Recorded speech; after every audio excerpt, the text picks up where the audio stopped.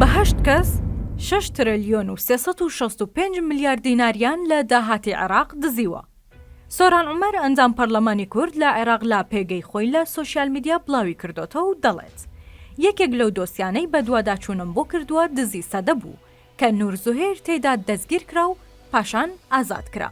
یەکێک لە تۆمەتبارەکان بە ناوی قاسم محەممەد کە 982 ملیاری دزیوە لە تورکیاوە دەگەڕێتەوە شاری هەولێر و دواتر دەستگیر دەکرێت.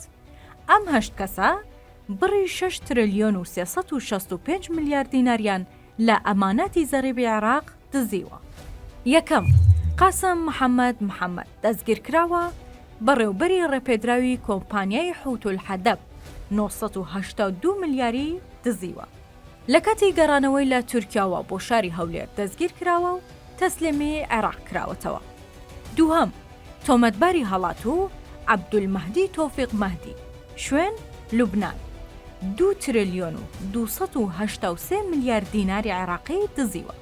سێهەم، تۆمەتبار محەممەد فەلاح عەبدوڵڵە الجەنەبی، شوێن ئیمارات، پۆست بەڕێوەبەری کارگێڕی کۆمپانیای ئەلقانەت، 1 تریلیۆن و 185 ملیار و 220 ملیۆن دیناری دزیوە. چوارەم، تۆمەتباری هەڵاتوو حسێن کاوە عەبدولقادر عەبدولعەزیز، شوێن هەولێر، پۆست بەڕێوەبەری کارگێڕی کۆمپانیای بایبەختان، 607 ملیار دیناری دزیوە. پێنجەم، تۆمەتباری هەڵاتوو عەبدوڕەحمان محەممەد ئیبراهیم، شوێن هەولێر، پۆست بەڕێوەبەری کارگێڕی کۆمپانیای بەدیە ئەلمەسا، 624 ملیار دیناری دزیوە.